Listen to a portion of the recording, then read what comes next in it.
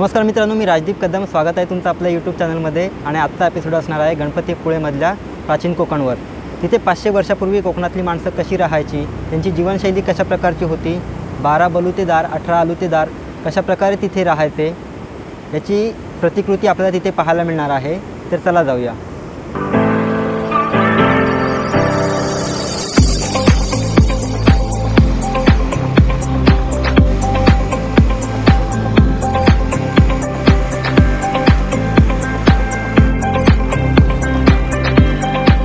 मित्रांनो, आता फायनली आपण प्राचीन कोकणच्या इथे पोचलेलो आहोत. माझ्या पाठीमागे तुम्ही पाहू शकता. तर आता आपल्याला जायचं आहे तिथे. तर चला जाऊया.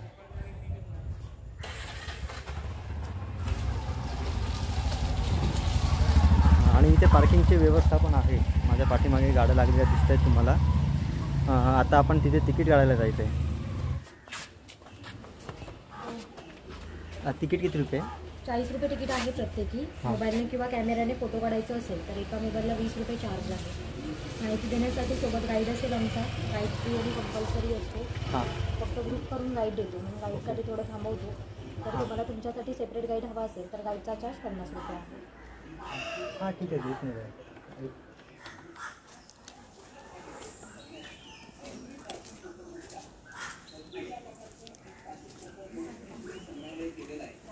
ओके. त्या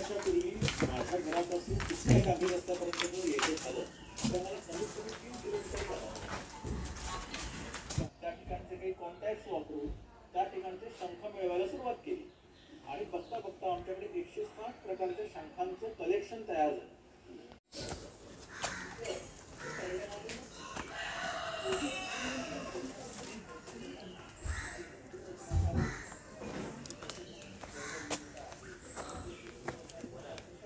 हां, बोला. नमस्कार, मी रुपाली. प्राचीन कोकणमध्ये मी आपलं स्वागत करते. Konkan tourism development and research centre ही आमची संस्था आहे. या ठिकाणी आम्ही पर्यटनातून रोजगार निर्मिती हा विषय घेऊन आम्ही ते काम करत आहोत. आपली संस्कृती ही निसर्गातून फुलली आहे. पूर्वजांनी विविध वनस्पती व प्राणी यांना देवत्व बहाल करून त्यांच्याविषयी कृतज्ञता व्यक्त केली आहे. पूर्वी प्रत्येक गावात राखीव जंगल असे, त्याला देवराई असे म्हणत.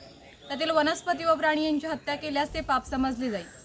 विविध धार्मिक ग्रंथांचा अभ्यास करून आम्ही इथे एक नक्षत्रबाग तयार केली आहे. प्रत्येकाच्या जन्म नक्षत्रानुसार एक वृक्ष आराध्य वृक्ष म्हणून मानला जातो. त्याची पूजार्चा केल्यास त्या व्यक्तीला धन, सौख्य, आरोग्य प्राप्त होते. तुम्ही येताना समोरचा पिवळा बोर्ड पाहू शकता.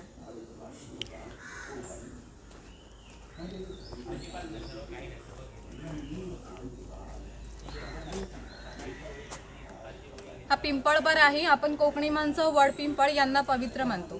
तसेच त्यांना आपण दीर्घायुष्याची प्रतीक मानली आहेत. त्याला पिंपळपार म्हणतात कारण हा जो दगडी कट्टा बांधलेला आहे त्याला कोकणी भाषेत पार असं म्हणतात. पार सुमारे 400 वर्षांपूर्वी बांधलेला आहे. हा पार जेव्हा बांधला गेला तेव्हा इथे एक पिंपळाचं रोप लावण्यात आलं. म्हणजेच हा पिंपळ सुद्धा 400 वर्षापूर्वीचा जुना आहे.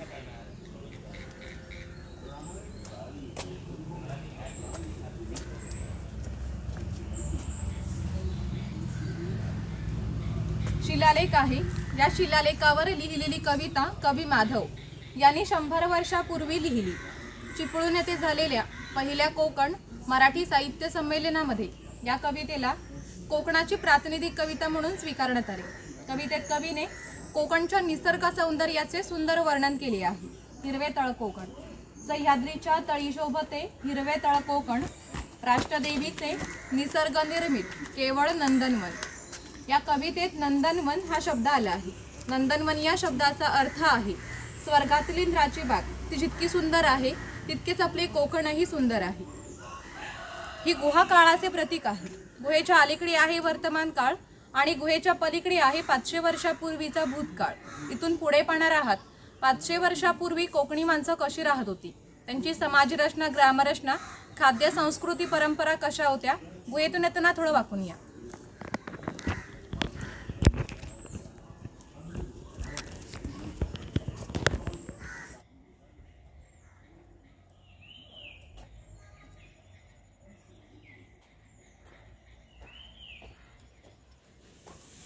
हे कोकमचं झाड आहे. याला जी फळे येतात त्यापासून कोकम सरबत किंवा कोकम आगळ तयार केले जाते आणि त्यांच्या बियांपासून तेल तयार केले जाते. तसेच त्याचा उपयोग कैलाजीवन सारख्या क्रीम मध्ये सुद्धा केला जातो.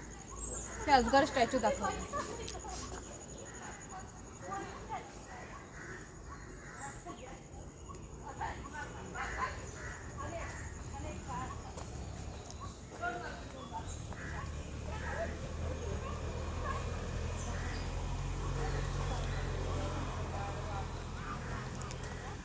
या ठिकाणी इथे तरस दाखवलं आहे. लकड बघा आहे ना. हो.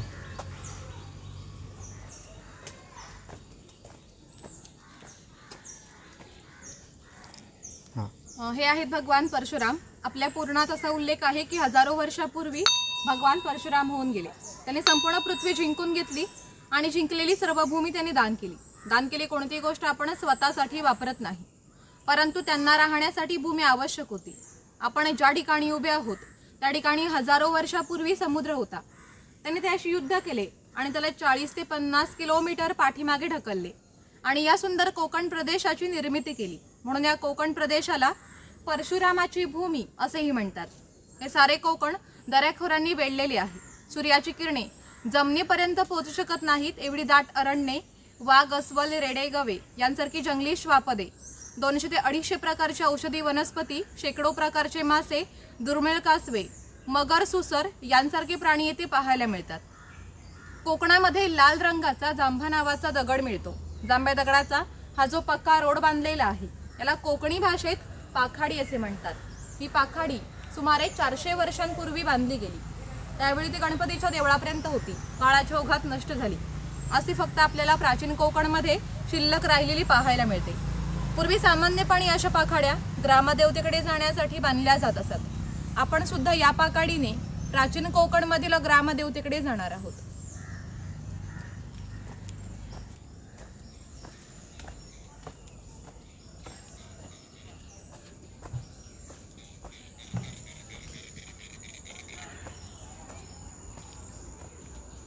हा इथे वनवासी आहे.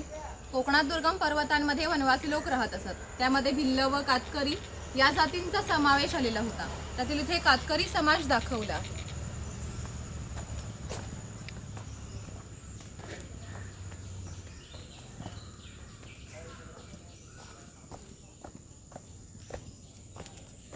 हे वाघ आणि वाघाची गुहा दाखवली.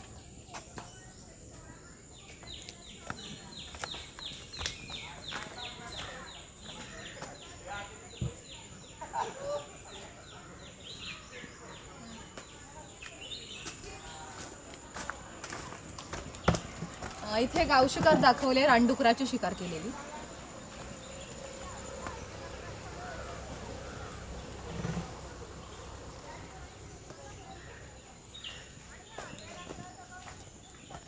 हे चिरफळाचं झाड आहे. चिरफळाची फळे जंतुनाशक आहेत, म्हणून त्यांचा उपयोग शेतकरी धान्य साठवण्यासाठी करतात. तसेच त्यांचा उपयोग गरम मसाल्यासारख्या पदार्थांमध्ये सुद्धा केला जातो. हे माडीवाले दाखवले.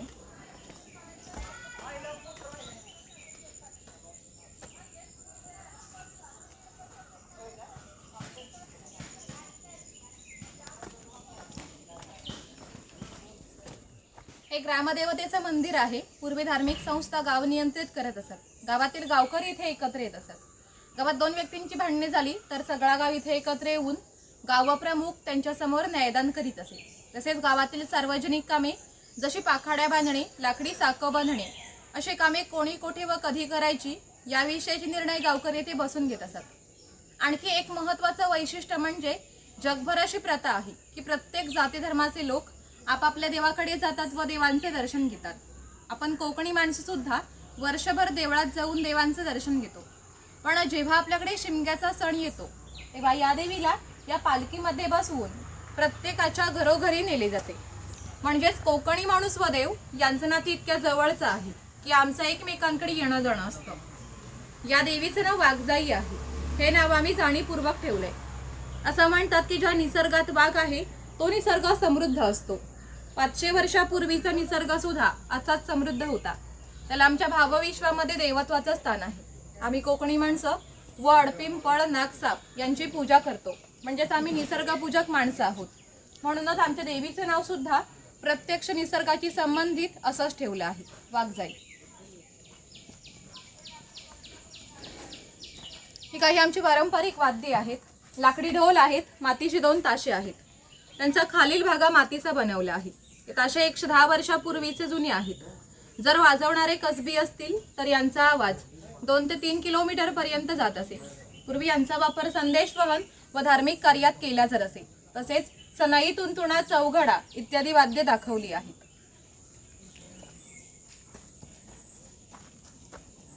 हा चव्हाटा देव आहे. असं म्हणतात की कोकणात भरपूर भूतं असतात, तर कोकणवासियांची अशी श्रद्धा आहे की हा देव त्यांच्यावर नियंत्रण ठेवतो, म्हणून याला शिमग्याच्या वेळी गाराणे घातले जाते. तसेच पशुबळी सुद्धा दिले जातात. आणि हे वीरगळ आहे वीर लोकांचं प्रतीक चिन्ह. जे वीरगतीला प्राप्त होतात त्यांच्या स्मरणार्थ हे बांधलं जातं. इथे कडक लक्ष्मी दाखवली आहे. हे पोत्रा समाजाचे असतात. आपल्या शरीरावर चापकाचे फटके मारतात, त्यांना कडक लक्ष्मी म्हणतात.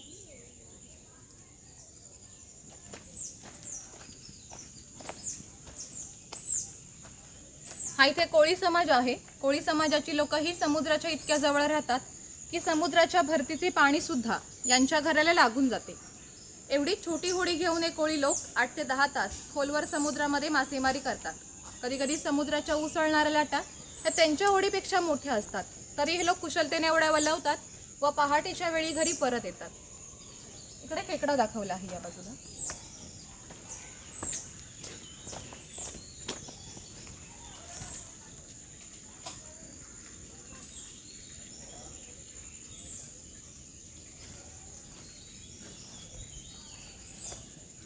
हा नाभिक आहे. पूर्वी कोकणामध्ये 12 बलिचुदार पद्धत अस्तित्वात होती. म्हणजेच नाभिक, सुतार, चर्मकार, कासार हे लोकांच्या घरोघरी जाऊन सेवा पुरवत व त्या बदल्यात त्यांना पैसे नव्हे तर केवळ धान्य मिळे.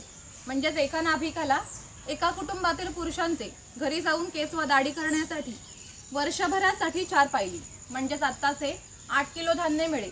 एवढ्या अल्प मोबदल्यात ही लोक समाजाची सेवा करत असत. आमच्या नाभिकाविषयी आणखी थोडा मजेशीर वर्णन आमच्या लोकसाहित्यामध्ये आढळतं. असं म्हणतात की गावातील प्रत्येक गोष्ट ही नाभिकाला माहीत असते आणि नाभिकाला माहीत असलेली प्रत्येक गोष्ट गावभर होते. आता जशी तुम्ही आलात, ही गोष्ट ज्या अर्थी नाभिकाला समजली त्या अर्थी ती संपूर्ण गावाला समजली.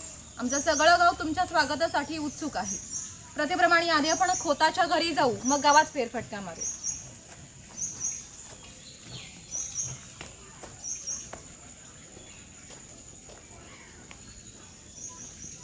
राजाचा गावातील थेट प्रतिनिधी म्हणजे खोत. धार्मिक व राजकीय बाबतीत पहिला मान खोताचा असे. खोत हा गावचा प्रमुख असे. गावात न्यायदान करणे, महसूल गोळा करणे, कायदा व सुव्यवस्था सांभाळणे इत्यादी कामे ही खोताची असत. खोत लोक जमीनदार असत. त्यांच्या बसण्याच्या लगबीवरूनच ते कसे ऐशोआरामी जीवन जगायचे याची तुम्हाला कल्पना येईल. ही खोताची बायको आहे. कोकणी स्त्रिया सुंदरही होत्या व शूरही होत्या, परंतु त्यांना स्वातंत्र्य नव्हते. माझघराचा उंबरठा हीच त्यांच्यासाठी मर्यादा होती. खोताची 2 मुले आहेत. ते आपल्या एक परंपरागत खेळ सोंगट्या खेळत आहेत. पूर्वी हाच खेळ महाभारतामध्ये धर्मराज व दुर्योधन यांच्यामध्ये द्यूत या नावाने खेळला गेला. हस्तिदंती फासे असतात किंवा शंखांच्या कवड्या असतात. त्या टाकून विशिष्ट प्रकारचे दान मागितले जाते व त्यानुसार सोंगट्या मागे पुढे सरकवून हा खेळ खेळला जातो. जर खेळणारे कसबी असतील तर हाच खेळ 1 ते 2 रात्र सहज रंगत असे. इतका हा मजेशीर खेळ आहे. आणि या घराची रचना पहा. खोत ज्या उंचवट्यावर बसलेत त्याला ओटी असे म्हणतात. गावातील मान्यवर लोक ओटीवर बसत असत. समोर आहे ती पडवी. सर्वसामान्यांनी पडवीला बसायचे. खोताच्या उजव्या बाजूला आहे देवघर, डाव्या बाजूला आहे स्वयंपाकघर आणि खोताच्या मागे आहे ते माजघर म्हणजेच पूर्वीचे बेडरूम. घराचे छप्पर पहा. वरती छोटे छप्पर, मध्ये गॅप, त्या खाली मोठे छप्पर. कोकणामध्ये उष्णता फार असते, त्यामुळे घरातील उष्ण हवा या गॅपमधून सतत बाहेर जाते व बाहेरची थंड हवा तिची जागा घेते. त्यामुळे घरातील वातावरण थंड राहते. घरासमोर अंगण आहे. अंगणात तुळस आहे. अंगण हे कोकणी घराचं वैशिष्ट्य आहे. तुम्हाला एकही कोकणी घर असं दिसणार नाही की ज्यापुढे अंगण नाही किंवा तुळस नाही. आणि या बाजूला इकडे अडकित्ते दाखवले आहेत सुपारी काढण्याचे.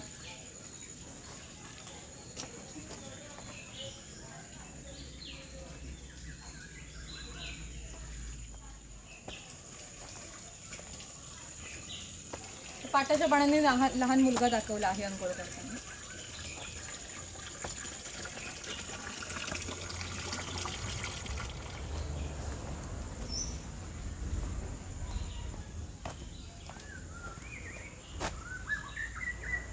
हा शेतकरी आहे याचं गवताचं घर आणि याच्या अपुऱ्या कपड्यांवर जाऊ नका हा आमच्या गावातील एक महत्त्वाचा उत्पादक घटक होता।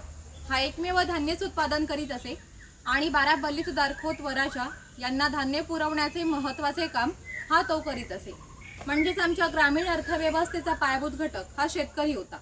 पूर्वी याचं घर जसं असायचं अगदी तसंच घर आम्ही इथे उभारलं आहे। ही जी पेटलेली चूल दिसते हिला कोकणी भाषेत पिरसा असं म्हणतात।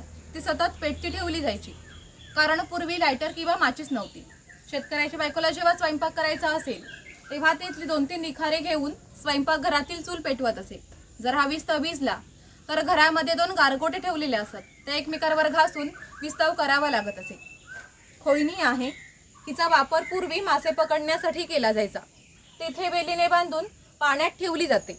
तिच्या अंतर्गत रचना अशी आहे की आत गेलेला मासा कधीही बाहेर पडू शकत नाही। शेणाने सरवलेली टोपली आहे हिला कणगी असं म्हणतात। धान्य साठवण्यासाठी हिचा वापर केला जातो। कोकणी शेतकरी भात, नाचणी, हरिकवरी यासारखे धान्य पिकवत असे। ती या कणगीत ठेवून वरती चिरफळाची फळे पसरवून त्यावर झाकण लावून हे बाहेरून शेणा मातीने लिंपून घेतले जाते जेणेकरून आतील धान्य 3 ते 4 वर्षे सहज टिकते। अजूनही ठाणे जिल्ह्यातील वनवासी लोक याच पद्धतीने धान्य साठवतात। हा पाळणा शेतकऱ्याच्या घरात कायमस्वरूपी टांगून ठेवला आहे। म्हणजेच आमच्या शेतकऱ्याकडे दरवर्षी पाळणा हलत असे। म्हणजेच प्रत्येक शेतकऱ्याला 8 ते 10 मुली असत। थोडक्यात पूर्वीच्या काळी एकत्र कुटुंब पद्धत ही अस्तित्वात होती। हे उचल आहे याचा वापर पूर्वी कपडे सुकत घालण्यासाठी केला जात असे। शेतकऱ्याची बायको आहे आणि ही शेतकऱ्याची मुलगी आहे आणि घरामध्ये कोकणातील सण दाखवला आहे गौरी गणपती।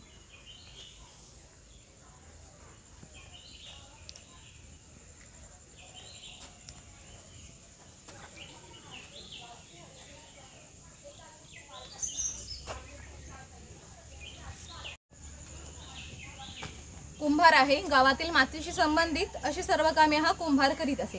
गणपतीचे दिवस आले की लाल मातीचे गणपती तयार करणे, उन्हाळा आला की मातीची मडकी तयार करणे, दिवाळीच्या वेळेला पणत्या तयार करून त्या प्रत्येकाच्या घरोघरी पोहोचवण्याचे काम हा कुंभार करीत असे।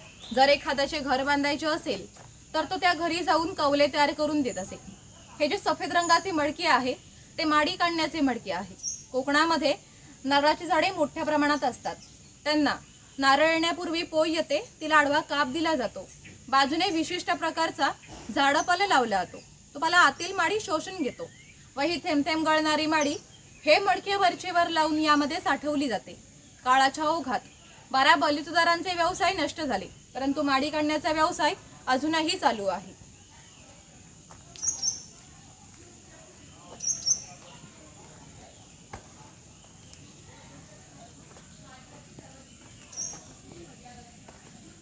सोनार हा गावातील महत्त्वाचा घटक होता। गावातील महिलांना व देवतांना लागणारे दागिने हा सोनार बनवून देत असे। त्याच्या या प्रतिम कलाकुसरीमुळे या दागिन्यांना जगभर मागणी होती। शिमगा, नवरात्र व अन्य वेळी ग्रामदेवतेला दागिने घालण्याचा मान हा सोनाराचा असे।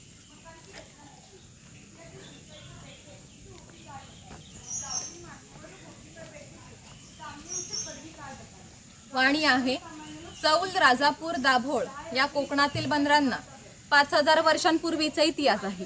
या बंदरांमधूनच भारतीय व्यापाऱ्यांनी जगाशी व्यापार केला। येथून निर्यात होणाऱ्या वस्तूंमध्ये हस्तकौशल्याच्या वस्तू, कलम, कापड, हिरे, माणिके, दागिने, शंख, शिंपले इत्यादींची निर्यात हा वाणी करत असे। त्या बदल्यात संपूर्ण जगातून भारतात सोने येत असे। म्हणजेच भारताने जे सुवर्णयुग अनुभवले त्याची प्रवेशद्वारे ही कोकणची बंदरे होती। ते गारुडी दाखवला आहे सापाचा खेळ करताना।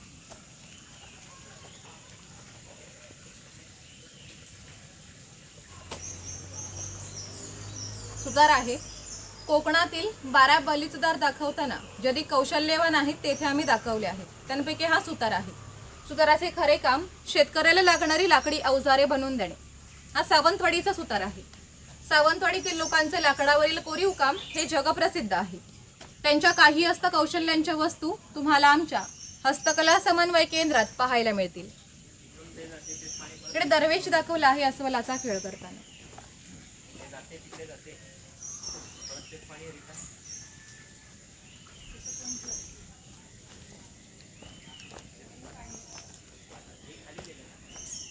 हा लोहार आहे ज्याप्रमाणे शेतकऱ्याला लागणारी लाकडी अवजारे बनवून देण्याचे काम सुतार करीत असे, त्याचप्रमाणे त्याला लागणारी लोखंडी अवजारे बनवून देण्याचे काम हा लोहार करीत असे. उदाहरणार्थ कोयता, कुऱ्हाड, नांगराची फाळ इत्यादी. 500 वर्षापूर्वी कोकणाची राजकीय परिस्थिती अस्थिर होती. बरेचसे लोक सैन्यामध्ये होते. त्यांना लागणाऱ्या लोखंडी ढाली व तलवारी बनवून देण्याचे काम हा लोहार करीत असे. याचा आणखी एक वैशिष्ट्य म्हणजे अजूनही कोकणातील खोत व मराठा यांच्याकडे काहीशे वर्षापूर्वीच्या तलवारी आहेत. त्यांना अजूनही गंज आलेला नाही. दर दसऱ्याला त्यांची पूजा केली जाते.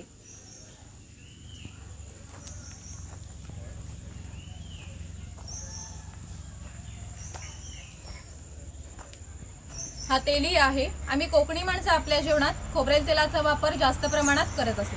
शेतकरी आपल्या बागेतील खोबरे स्वतः या तेलाकडे घेऊन जात असे आणि तेली त्याच्या देखत तेल पाडून देत असे.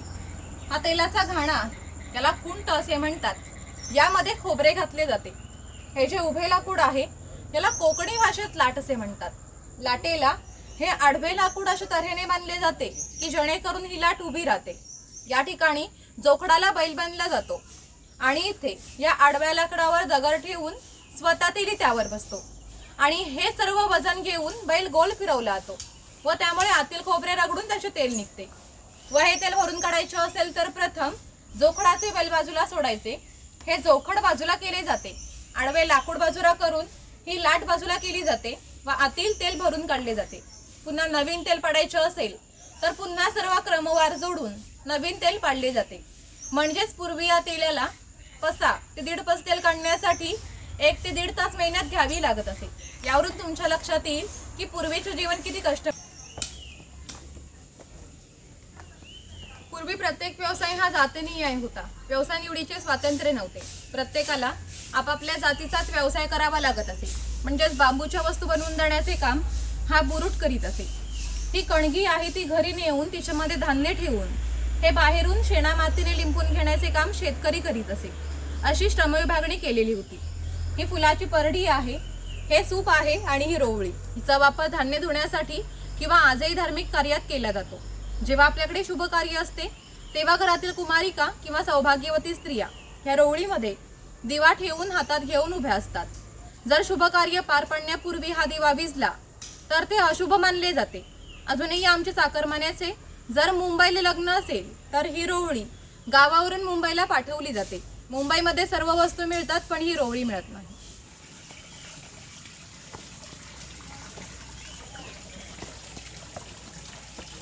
हे स्वयंपाकघर आहे.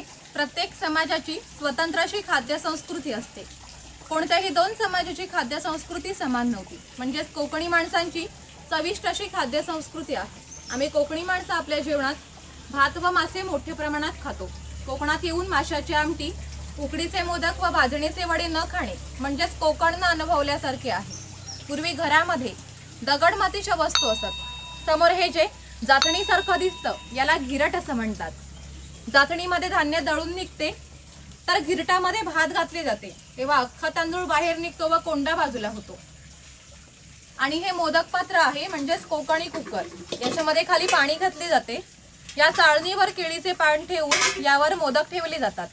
झाकण लावून हे मोदक पात्र चुलीवर ठेवले जाते जेणेकरून आतील मोदक शिजवून निघतात.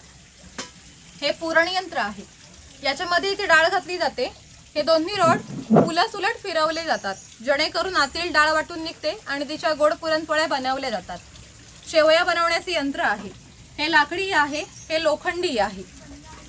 समोर ही चहाची किटली आहे आणि तो समोर टिफिनचा बॉक्स आहे. वरती पाणी पिण्यासाठी तांबे आहे. खाली 3 डब्बे आहेत. 2 चमचे आणि दोन्ही चमच्यांनी त्याला लॉक केला आहे. तो पितळेचा आहे. आणि ही दगडी उखळ आहे. याच्यामध्ये पूर्वी भाताचे पोहे काढले जात असत.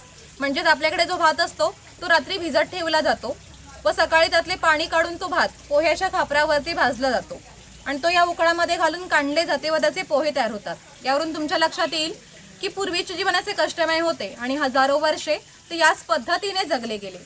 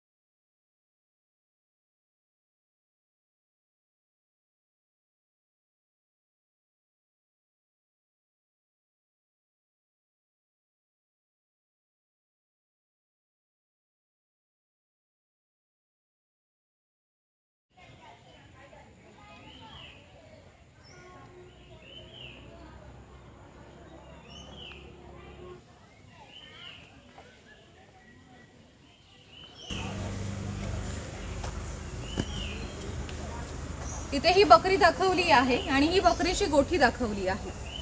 जंगली श्वापदांपासून संरक्षण होण्यासाठी ती अशी उंचावर बांधली आहे. तिच्या आतमध्ये 2 बांबूच्या मध्ये फट आहे, कारण त्याने केलेला मैला यातून बाहेर पडत असे. आणि छपराची रचना जरी ओबडधोबड दिसली तरी कितीही पाऊस आला तरी पावसाचे पाणी आतमध्ये जाऊ शकत नाही.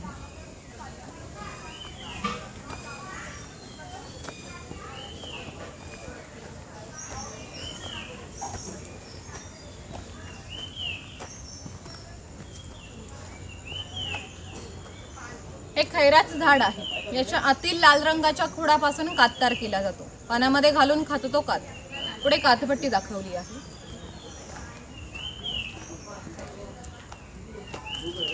कातपट्टी आहे. काततार करण्यासाठी हे खैराचं झाड तोडले जाते. त्याच्या आतील भागाचे छोटे तुकडे केले जातात. पहिल्या 4 मडक्यामध्ये ते पाण्यासोबत उकळवले जातात. जो लाल रंगाचा पाकतार होतो तो त्या 5व्या मडक्यामध्ये विशिष्ट तापमानामध्ये उकळवला जातो आणि तो पाक सावलीत सुकत घालून त्याच्या वड्या पाडल्या जातात. म्हणजेच काततार होण्याच्या प्रक्रियेला 3 ते 4 महिन्यांचा कालावधी लागतो.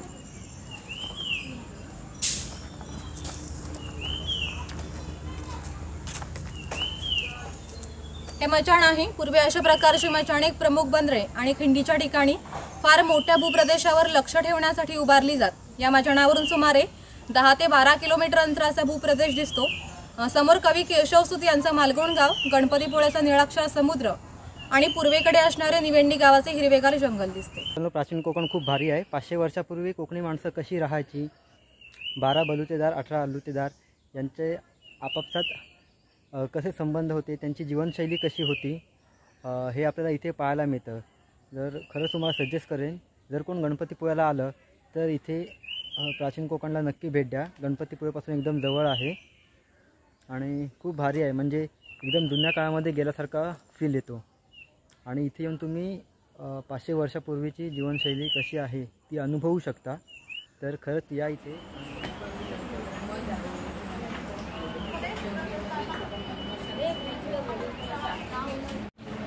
आपण डब्याचे वगैरे खातो ना, ते खाद्यपदार्थ म्हणून वापरला जातो. हा पूर्णपणे जंगली आणि फक्त फिल्टर केलेला आहे.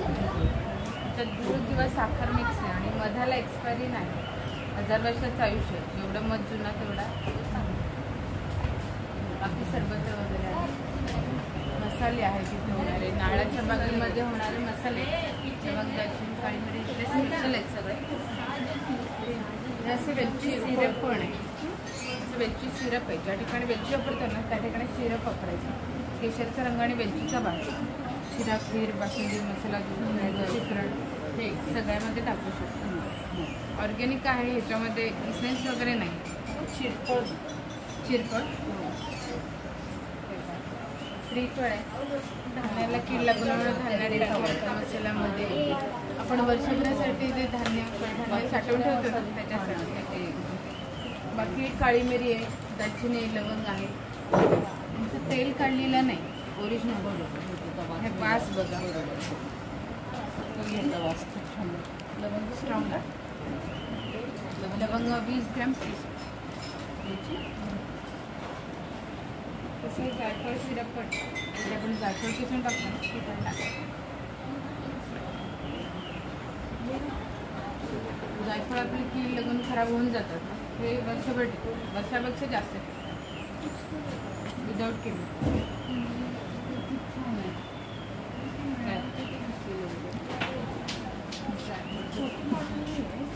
म्हणजे 100 ml आहे. 1 वर्षभर राहते आणि फ्रीजमध्ये नाही ठेवायचं, नाही ठेवायचं बाहेर. जायफळ सिरप 60 रुपये आणि वेलची सिरप मालवणी आहे. पापड आहे, बटाटा. बाकी सरबत कोकम सरबत, कढी पण मिळतात. बॅग कशी आहे?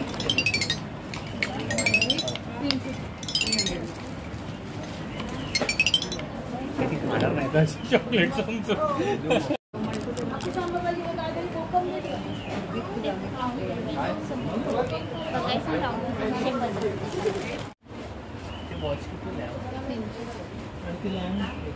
$350 त्यामध्ये बाहेर होल्डर बल्ब कनेक्शन करायचं. बाहेर टाकायचं. चला हे तो चालला बघ. चला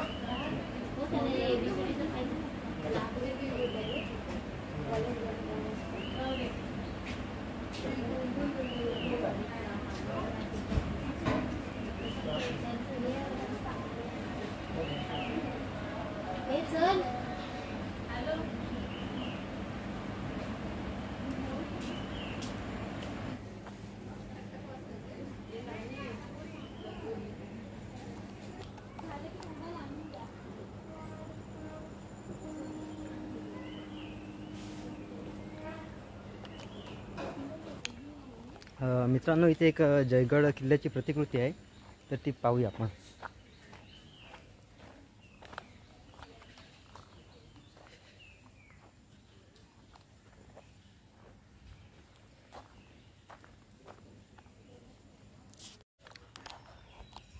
मित्रांनो, इथे विजयदुर्गाची पण प्रतिकृती आहे, तर ती सुद्धा पाहूया आपण.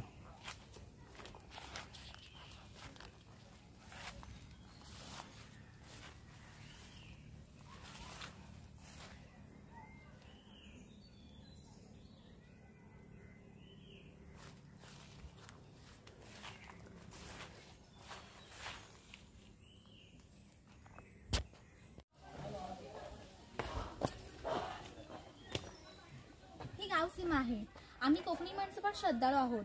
जेव्हा आम्ही गावाबाहेर जातो तेव्हा या गावसीमेवर जो देव आहे त्याला आम्ही नमस्कार करूनच गावाबाहेर जातो. तर आमची अशी श्रद्धा आहे की हा देव आमच्या पाठीशी ठामपणे उभा राहतो. म्हणून आम्ही या जगात वावरताना आत्मविश्वासाने वावरतो व यशस्वी होतो. तुम्ही जर श्रद्धाळू असाल तर यांना जरूर नमस्कार करा. तुमचा इथून पुढचा प्रवास सुखाचा व आनंदाचा होईल. मित्रांनो, आता जाम भूक लागलेली आहे, तर आता इथे त्यांचं नाश्ता सेंटर पण आहे आणि आता तिथे आपण नाश्ता करायला जायचं आहे. कुपन आहे आपल्याकडे, तर चला जाऊया.